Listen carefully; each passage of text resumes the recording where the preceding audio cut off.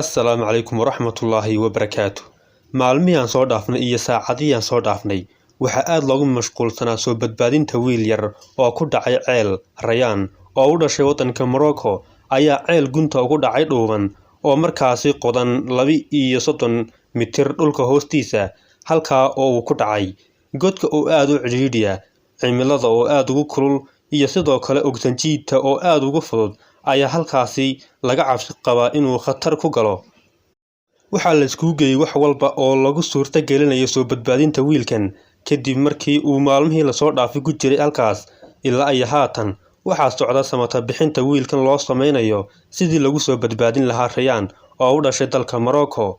Wiilkan saacadihii aan soo dhaafnay ku dhawaad 80 saacadood ayuu ku jiraa ceelkan iyadoo markaas isku dayo kala duwanna lagu wado soo badbaadintiisa dhinacyo kala duwan ayaa la doonayaa in ceelka laga soo badbaadiyo in hareeraha laga qodo iyadoo laga cabsi qabo inay dunto camuuda iyo sidoo kale in lagu tijaabiyo qof samatafala ah oo markaasi gunta hoose ceelka si ugu dhaadhaco balse isaga oo aan gaadhin ceelka oo qalooca ayaa u suurta gelin waayay inuu hore u sii socdo qofkii loogu talagalay bal inuu gunta hoose ceelka u dhaadhaco.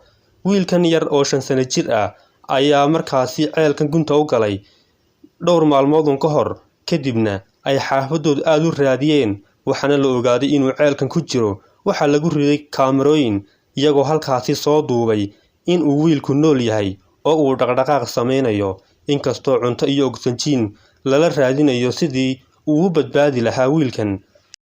Warbaahinta Carabta iyo sidoo kale warbaahinta dunida ayaa tabinaysay saacadihii la soo dhaafay wiilkan yar ee u dhaxeeya geeri iyo nolol. Haddaba sidee ayaa lagu soo samata bixinayaa? Dowladda Morocco waxay isugu geysay dhammaan wixii la awoodi lahaa sidii lagu soo badbaadin lahaa wiilkan yar ee 5 sano jirka ah. Waxaana laga warsugayaa hadba siday wax u dhici doonaan waxaana suurtagal ah in saacadahan la soo badbaadiyay intaan mowduucan ku guda jirnay ama in la soo badbaadin doono iyadoo sidoo kale ay jiraan warar iskhilaafsan oo markaasi aan lagu kalsoonaan karin laakiin wararka xaqiiqada ah ee markaasi u dhow aan oran karno ayaa ah in la sheegayo inuu wiilku nool yahay sidoo kalena lagu guda jiro soo badbaadinta wiilkan.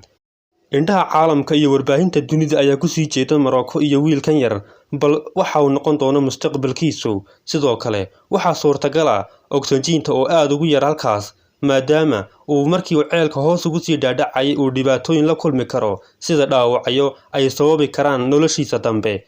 Haddaba waxaan Ilaahay uga baryaynaa Rayaan in la soo badbaadin doono isaga oo caafimaad qaba oo fay ah Ilaahay fadligiis uuna dib ugu midoobi doono qoyskoodii Rayaan. Bulldozers work flat out in Tamrout in the northern tourist province of Chefchaouen. They're racing to dig a hole alongside a shaft of a 32-metre well. Waiting at the bottom is 5-year-old Rayaan. He fell in on Tuesday evening. Rescue workers in Morocco have been working tirelessly for days to save a 5-year-old boy who fell into a well. Crowds have flocked to the village of Igran to cheer on the rescuers.